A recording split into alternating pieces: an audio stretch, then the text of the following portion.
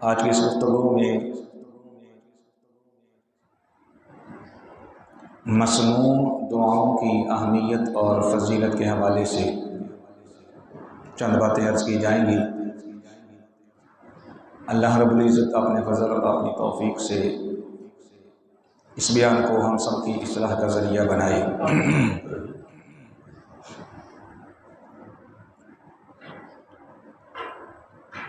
مسنون دعاؤں کا مطلب ہے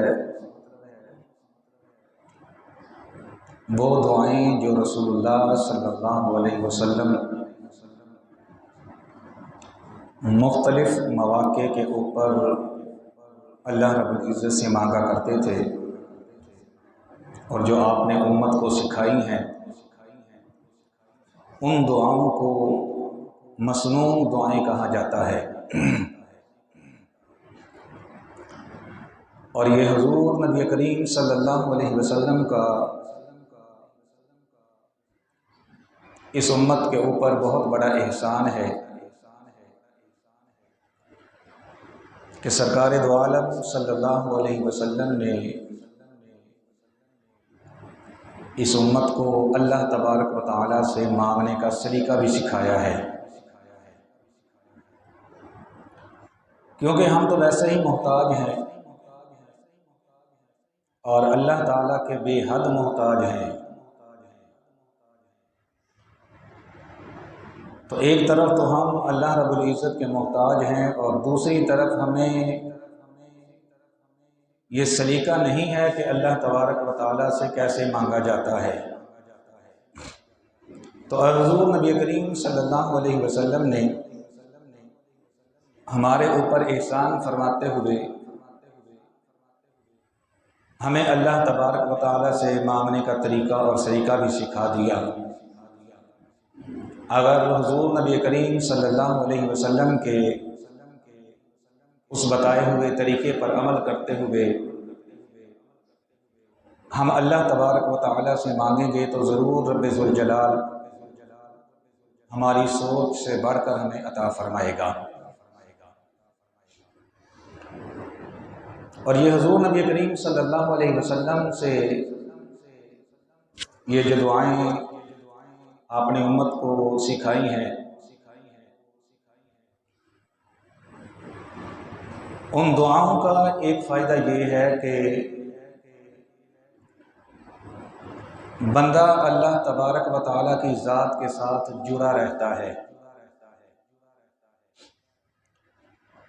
اس لیے حضور نبی کریم صلی اللہ علیہ وسلم نے مختلف مواقع کے لحاظ سے، مختلف جگہوں کے لحاظ سے اور مختلف اعمال کے لحاظ سے حضور نبی کریم صلی اللہ علیہ وسلم نے ہمیں یہ دعائیں سکھائیں، کیونکہ انسان کی حالت ہر وقت ایک جیسی نہیں رہتی۔ اس نے دنیا کی زندگی کے اندر رہتے ہوئے مختلف کام کرنے ہیں، تو اس لیے حضور نبی کریم صلی اللہ علیہ وسلم نے تقریباً ہر عمل کی جو دعا ہے وہ اپنی امت کو سکھا دی کہ جب تم نے بیت الخلاء میں جانا ہے کون سی دعا پڑھنی ہے، جب بیت الخلاء سے نکلنا ہے تب کون سی دعا پڑھنی ہے، جب تم نے وضو کرنا ہے کون سی دعا پڑھنی ہے، دوران وضو کون سی دعا پڑھنی ہے، وضو کے بعد کون سی دعا پڑھنی ہے، جب مسجد جاؤ تو مسجد میں داخل ہوتے ہوئے کون سی دعا پڑھنی ہے، پھر مسجد سے نکلتے ہوئے کون سی دعا پڑھنی ہے، پھر جب تم نے سونا ہے تو کون سی دعا پڑھنی ہے، جب تم نے بیدار ہونا ہے تو کون سی دعا پڑھنی ہے۔ یہ ساری چیزیں حضور نبی کریم صلی اللہ علیہ وسلم اپنی امت کو سکھا کر گئے، اس لیے سکھا کر گئے کہ میرا امتی جو ہے وہ اٹھتے بیٹھتے چلتے پھرتے سوتے جاگتے مختلف اعمال کرتے ہوئے اللہ تبارک و تعالیٰ کو یاد کرتا رہے، کیونکہ اللہ تبارک و تعالیٰ کا حکم ہے یا ایھا الذین آمنوا اذکروا اللہ ذکرا کثیرا، اے ایمان والو اللہ تبارک و تعالیٰ کا ذکر کثرت کے ساتھ کیا کرو۔ اور حدیث شریف میں آتا ہے کہ ایک صحابی حضور نبی کریم صلی اللہ علیہ وسلم کی خدمت میں حاضر ہو گئے اور عرض کی یا رسول اللہ صلی اللہ علیہ وسلم، مجھے یہ بتائیے اللہ تعالیٰ کے ہاں پسندیدہ عمل کون سا ہے؟ اللہ تبارک و تعالیٰ کو سب سے زیادہ محبوب اور پسندیدہ عمل کون سا ہے؟ حضور نبی کریم صلی اللہ علیہ وسلم نے ارشاد فرمایا ان یکون لسانک رطبا بذکر اللہ، اللہ تعالیٰ کو یہ محبوب عمل ہے کہ تیری زبان ہر وقت اللہ کے ذکر سے تر رہنی چاہیے، تیری زبان پر ہر وقت اللہ کا ذکر جاری رہے، اللہ کی یاد جاری رہے۔ یہ عمل اللہ تبارک و تعالیٰ کو بہت ہی زیادہ پسند ہے۔ تو قرآن حکیم کے اندر بھی ہمیں اللہ تعالیٰ کو کثرت کے ساتھ یاد کرنے کو حکم دیا گیا، اور احادیث کے اندر بھی ہمیں یہ حکم دیا گیا کہ کثرت کے ساتھ اللہ تبارک و تعالیٰ کو یاد کیا کرو۔ اب کسی کے ذہن میں یہ سوال پیدا ہو سکتا ہے کہ کیا ہمارے ذکر کرنے کا معاذ اللہ اللہ تعالیٰ کو فائدہ ہوتا ہے؟ کیا وہ ہمارے ذکر کرنے سے خوش ہوتا ہے؟ یا اس کے جاہ و جلال کے اندر، اس کی عظمت کے اندر، اس کی کبریائی کے اندر ہمارے ذکر کرنے سے کوئی اضافہ ہوتا ہے؟ یاد رکھیے، جو بندہ بھی اللہ تبارک و تعالیٰ کی معرفت رکھتا ہے اور اللہ تعالیٰ کی ذات پر ایمان رکھتا ہے، اسے یہ علم ہونا چاہیے کہ ساری کائنات مل کر اللہ تبارک و تعالیٰ کا ذکر کرنے لگ جائے، کائنات کی ہر مخلوق ہر وقت کے اندر، ہر لمحے کے اندر اللہ تعالیٰ کو یاد کرنے لگ جائے، اس سے اللہ تبارک و تعالیٰ کی عظمت کے اندر، کبریائی کے اندر ایک ذرہ برابر بھی اضافہ نہیں ہو سکتا۔ اور اگر ساری کائنات اللہ تبارک و تعالیٰ کو بھلا دے، اللہ تعالیٰ کو یاد نہ کرے اور گناہوں کا اور معصیتوں کا ارتکاب کرنے لگے، تب بھی اللہ تبارک و تعالیٰ کی عظمت اور کبریائی کے اندر اور اس کے جلال اور جمال کے اندر ایک ذرہ برابر بھی کمی نہیں ہو سکتی، کیونکہ وہ صمد ہے، بے نیاز ہے، اسے کسی کے ذکر کی حاجت نہیں ہے، اور کسی کے ذکر کرنے سے اس کی کبریائی کے اندر، اس کی عظمت کے اندر اضافہ نہیں ہوتا، وہ بے نیاز ذات ہے۔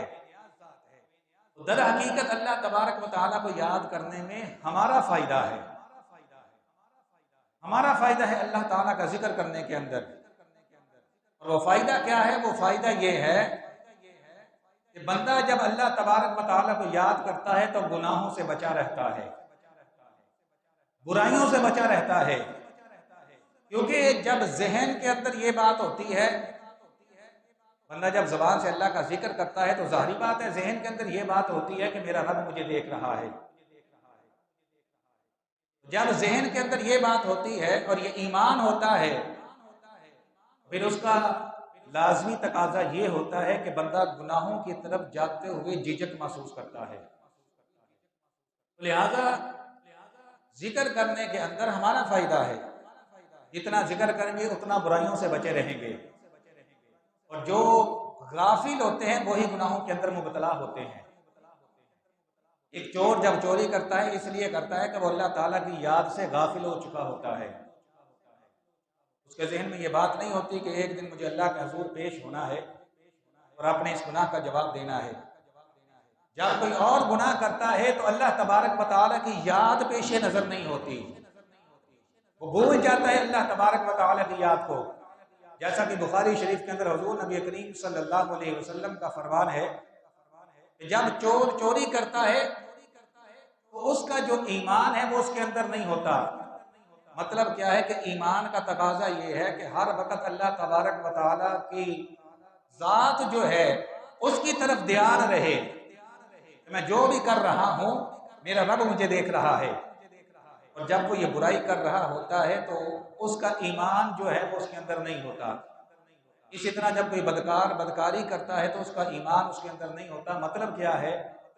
کہ یہ عقیدہ اور نظریہ اس وقت اس کے سامنے نہیں ہوتا کہ میرا رب مجھے دیکھ رہا ہے۔ اگر یہ چیز پیش نظر ہوتی تو لازمی بات ہے کہ وہ گناہوں سے بچتا اور گناہوں کی طرف جاتے ہوئے شرم محسوس کرتا۔ لہٰذا اللہ تعالیٰ کو یاد کرنے میں اللہ تبارک و تعالیٰ کا فائدہ نہیں ہے بلکہ ہمارا فائدہ ہے۔ جتنا ہم اللہ تبارک و تعالیٰ کو یاد کریں گے اتنا ہم گناہوں سے بچے رہیں گے، اور جتنا ہم ذکر الہی کریں گے اتنا اللہ تبارک و تعالیٰ ہمیں بھی یاد فرماتا رہے گا۔ یہ تو قرآن کریم کا فیصلہ ہے کہ فَاذْكُرُونِي أَذْكُرْكُمْ، تم مجھے یاد کرو میں تمہیں یاد کروں گا۔ لہٰذا جب بندہ یاد کرتا ہے تو پھر رب ذوالجلال بھی اپنے بندے کو یاد کرتا ہے، اور جب اللہ تبارک و تعالیٰ یاد کرتا ہے تو پھر اس بندے کے اوپر اللہ تبارک و تعالیٰ کی رحمتوں کا نزول ہوتا رہتا ہے۔ اس لیے ذکر الہی کرنے کے اندر ہمارا فائدہ ہے۔ اب انسان یہ سوچتا ہے کہ میں نے تو دنیا کے اندر رہنا ہے اور دنیا کے اندر رہتے ہوئے اس کی ضرورتوں کو پورا کرنا ہے، کام کاج بھی کرنا ہے، تعلقات کو بھی نبھانا ہے، جو دنیا کے دندے ہیں میں نے وہ بھی کرنے ہیں، تو میں ہر وقت اللہ تبارک و تعالیٰ کو کیسے یاد کر سکتا ہوں؟ اس کے لیے حضور نبی کریم صلی اللہ علیہ وسلم نے ہمیں یہ دعائیں سکھا دی کہ جب بھی تمہاری کوئی حالت بدلنے لگے، تم کوئی بھی عمل کرنے لگو جو اچھا عمل ہے، اس سے پہلے یہ دعائیں پڑھ لو جو حضور نبی کریم صلی اللہ علیہ وسلم ہمیں سکھا کر گئے ہیں۔ یہ دعائیں پڑھ لو۔ ان دعاؤں کے پڑھنے کا فائدہ کیا ہوگا؟ ان دعاؤں کے پڑھنے کا فائدہ یہ ہوگا کہ تمہارا تعلق اللہ تبارک و تعالیٰ کی ذات کے ساتھ جڑا رہے گا۔ جس نئی حالت کے اندر تم جاؤ گے، جب اس کی دعا مانگ لو گے، اس حالت کے اندر اگر تم کسی دنیا کے کام کاج کے اندر مشغول بھی ہو جاؤ، اس کے باوجود چونکہ تم نے وہ کام کرنے سے پہلے دعا کر لی، اللہ تبارک و تعالیٰ سے مدد مانگ لی، اللہ تبارک و تعالیٰ کی رحمت کو اپنی طرف متوجہ کر لیا، اب اگرچہ تم دنیا کا کام کاج کر رہے ہو لیکن اس کے باوجود تمہاری وہ حالت جو ہے وہ عبادت سے خالی نہیں ہے، تمہاری وہ حالت عبادت کے اندر شمار کی جا رہی ہے۔ یہ حضور نبی کریم صلی اللہ علیہ وسلم نے اللہ تبارک و تعالیٰ سے جڑنے کا ہمیں یہ اکسیر نسخہ بتا دیا اور آسان نسخہ بتا دیا۔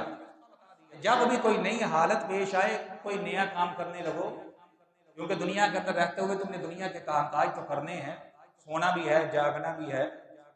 سارے کام کرنے ہیں، تو جس نئی حالت کے اندر جانے لگو تم اس حالت کی دعا کر لو، تمہارا تعلق اللہ تبارک و تعالیٰ کے ساتھ جڑ جائے گا اور تمہارا شمار ذکر کرنے والوں کے اندر کیا جائے گا۔ یہ حضور نبی کریم صلی اللہ علیہ وسلم نے بڑا ہی پیارا نسخہ ہمیں عطا فرما دیا، اور یہ دعائیں جو ہمارے محبوب صلی اللہ علیہ وسلم نے ہمیں سکھائی ہیں، اگر ہم ان پر غور کریں، جس حالت کی جو بھی دعا ہے انشاءاللہ آئندہ خطبات کے اندر مختلف دعائیں اور ان کی تشریحات سامنے آئیں گی، اگر ان دعاؤں کے اوپر ہم غور کریں اور ان دعاؤں کے جو الفاظ حضور نبی کریم صلی اللہ علیہ وسلم نے ارشاد فرمائے ہیں، بیت الخلاء کے اندر جانے کی کیا دعا ہے، نکلنے کی کیا دعا ہے، وضو کی دعائیں، مسجد میں آنے کی جانے کی دعائیں، یہ مختلف دعائیں جو حضور نبی کریم صلی اللہ علیہ وسلم نے امت کو سکھائیں، اگر ہم ان کے الفاظ پر غور کریں، بلکہ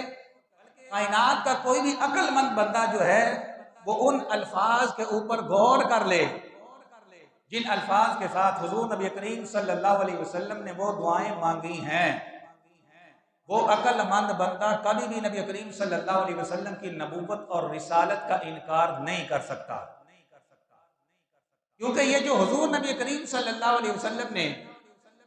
مختلف مواقع کے لحاظ سے جو مختلف دعائیں مانگی ہیں، یہ در حقیقت حضور نبی کریم صلی اللہ علیہ وسلم کا معجزہ ہے، اور یہ ایسی پیاری دعائیں ہیں کہ ان کے الفاظ سے یہ پتہ چلتا ہے کہ کوئی بھی عام انسان اپنی عقل کے ساتھ ان الفاظ کا چناؤ ایسے مواقع پر کر ہی نہیں سکتا جن مواقع کے اوپر حضور نبی کریم صلی اللہ علیہ وسلم نے ان مختلف الفاظ کا استعمال فرمایا ہے۔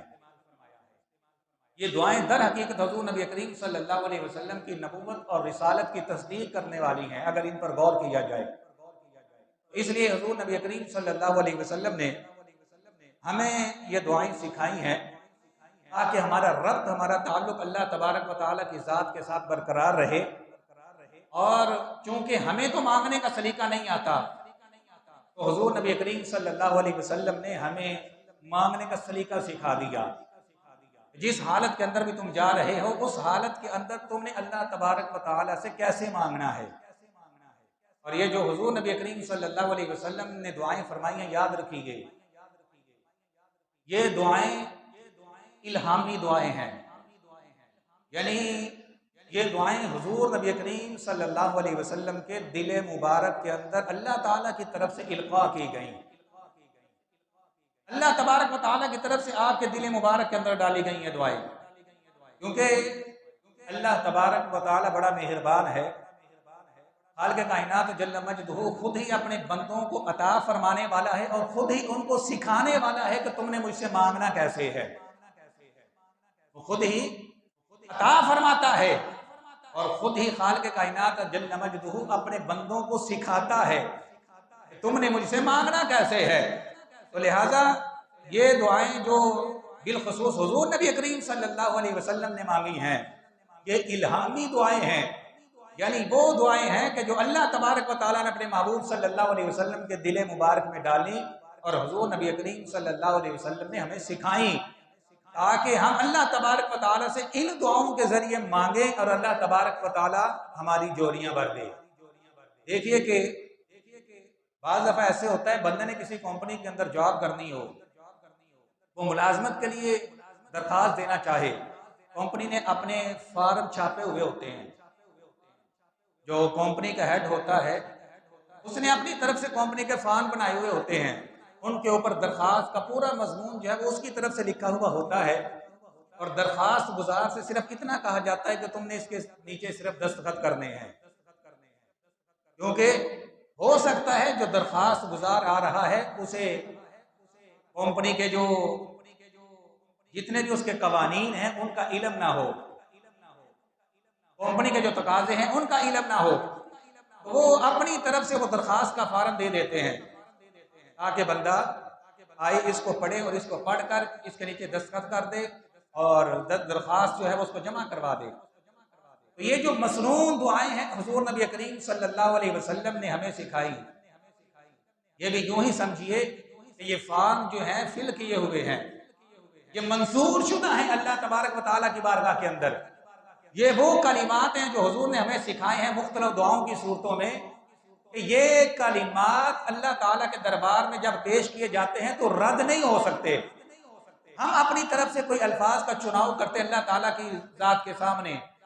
ہو سکتا ہے اس کے اندر کوئی کمی ہوتی، کوئی کوتاہی ہوتی، اور وہ اس قابل نہ ہوتے کہ اللہ تعالیٰ کے دربار کے اندر پیش کیے جا سکیں۔ اور پھر جس حالت کے اندر ہم جا رہے ہیں ہمیں تو علم نہیں تھا کہ اس کے اندر کیا کیا حکمتیں ہیں، کیا کیا اللہ تبارک و تعالیٰ نے اسرار و رموز رکھے ہوئے ہیں۔ تو حضور نبی کریم صلی اللہ علیہ وسلم چونکہ اپنی نگاہ نبوت سے دیکھتے ہیں کہ ہر حالت کے اندر اللہ تبارک و تعالیٰ کی کیا کیا شان ہے، اس شان کے لحاظ سے حضور نبی کریم صلی اللہ علیہ وسلم اس حالت کی دعا مانگا کرتے تھے۔ تو لہٰذا ہمیں بھی چاہیے کہ ہم حضور نبی کریم صلی اللہ علیہ وسلم کی ان مانگی ہوئی دعاؤں کو سامنے رکھتے ہوئے جس حالت کے اندر بھی جائیں، اسی حالت کے اندر وہ حضور نبی کریم صلی اللہ علیہ وسلم کے بتائے ہوئے کلمات وہ پڑھیں، تاکہ اس حالت کے اندر جا کر ایک تو ہمارا اللہ تعالیٰ کی ذات کے ساتھ تعلق برقرار رہے، اور دوسرا یہ اس حالت کے اندر جا کر ہم اللہ تبارک و تعالیٰ کی رحمتوں سے محروم نہ ہوں، اللہ تعالیٰ کی عطاؤں سے محروم نہ ہوں، بلکہ وہ حضور نبی کریم صلی اللہ علیہ وسلم کی بتائی ہوئی دعاؤں کے صدقے کے اندر اللہ تبارک و تعالیٰ ہمارے اوپر اپنی رحمتوں کا اور برکتوں کا نزول فرمائے۔ اور یاد رکھیے اللہ تبارک و تعالیٰ کی ذات ایسی ہے، آپ جتنا مانگیں گے اللہ تبارک و تعالیٰ اتنا زیادہ خوش ہوتا ہے۔ دیکھیے کہ مختلف حالات کی حضور نبی کریم صلی اللہ علیہ وسلم نے مختلف دعائیں سکھائیں، تو کسی کے ذہن میں شاید یہ بات آ جائے کہ یار ہم ہر وقت اللہ تعالیٰ سے مانگتے رہیں، تو اللہ تعالیٰ کی ذات ایسی ہے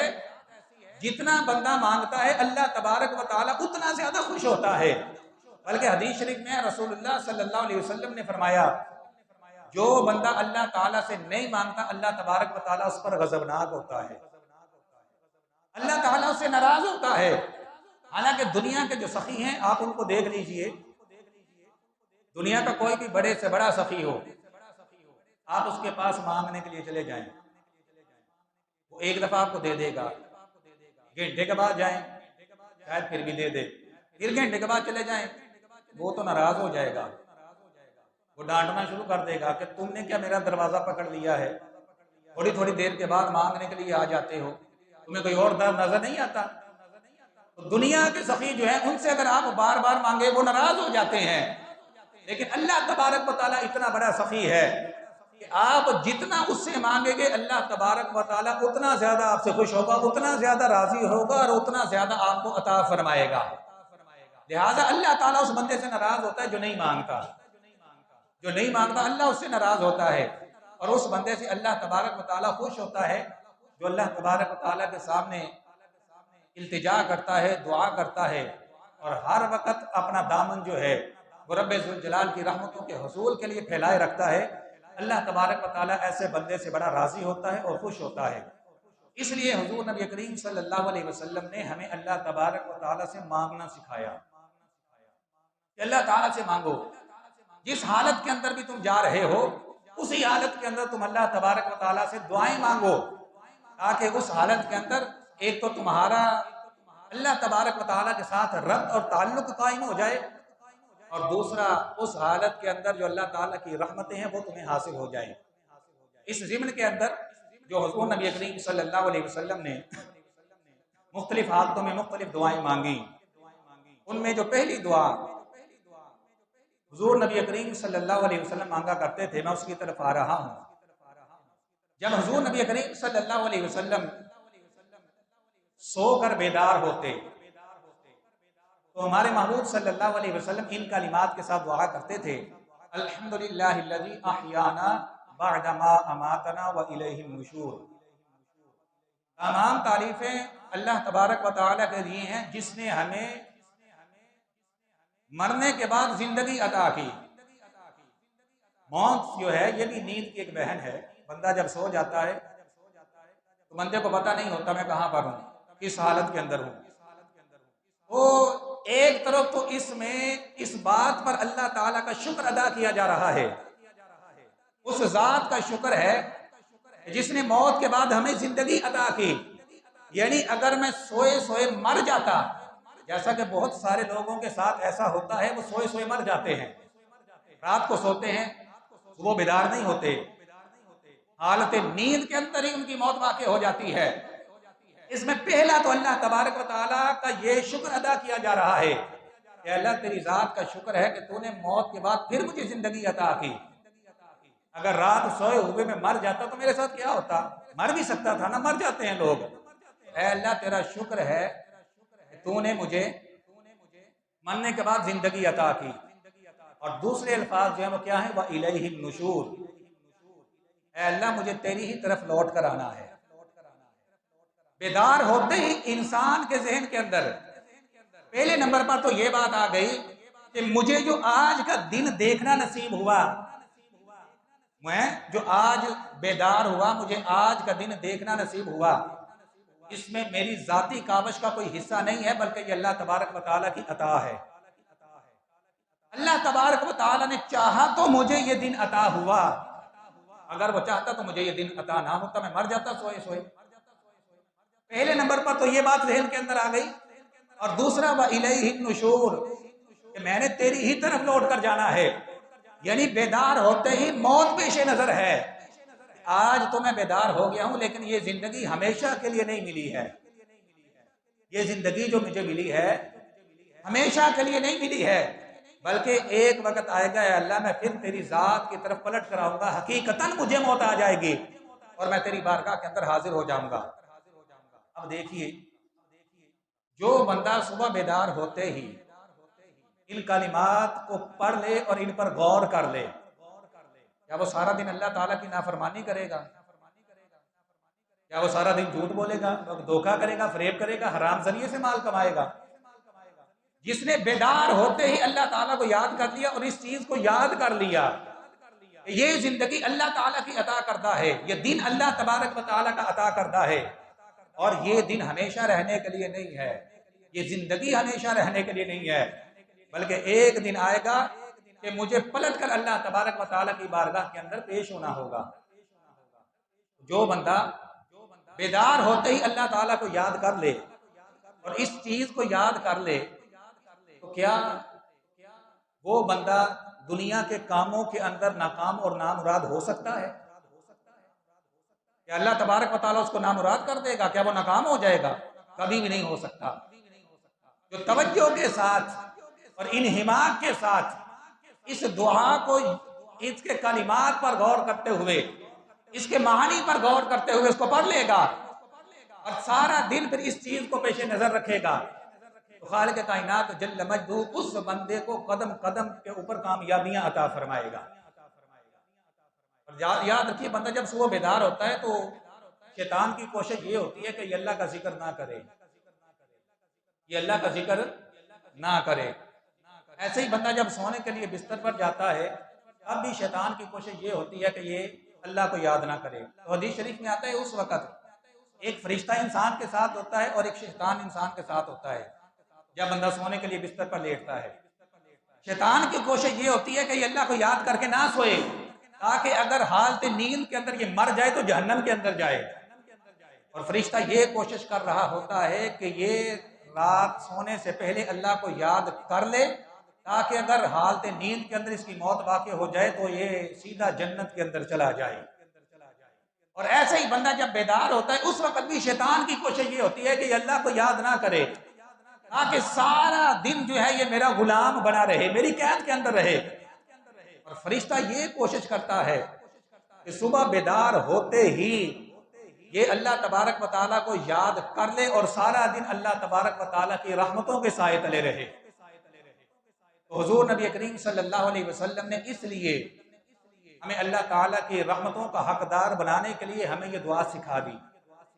کہ جیسے ہی تم صبح حالت نیند سے بیدار ہو جاؤ، بیدار ہوتے ہی تم فوراً یہ دعا پڑھ لو۔ اگرچہ اب وضو نہیں کیا تو اس وقت بھی تم یہ دعا پڑھو، بیدار ہوتے ہی دعا پڑھو، الحمدللہ الذی احیانا بعدما اماتنا والیہ النشور۔ یہ تمام تعریفیں اس اللہ کے لیے ہیں جس نے موت کے بعد مجھے زندگی عطا فرمائی، اور بالآخر مجھے اللہ تبارک و تعالیٰ کی ذات کی طرف ہی لوٹ کر جانا ہے۔ جب بندہ بیدار ہوتے ہی یہ دعا پڑھ لے گا تو بیدار ہوتے ہی اللہ تبارک و تعالیٰ کی رحمتیں اس بندے کو اپنے جرمٹ کے اندر لے لیں گی۔ لیکن افسوس کی بات یہ ہے، ان چیزوں کو ویسے ہی ہم نے پسے پشت ڈال دیا، نہ یہ چیزیں آج ہمارے ہاں بیان ہوتی ہیں، نہ یہ چیزیں سکھائی جاتی ہیں۔ بڑے بڑے دیندار لوگ دیکھ لیں، ان کو ان مصنون دعاؤں کا پتہ ہی نہیں ہوگا،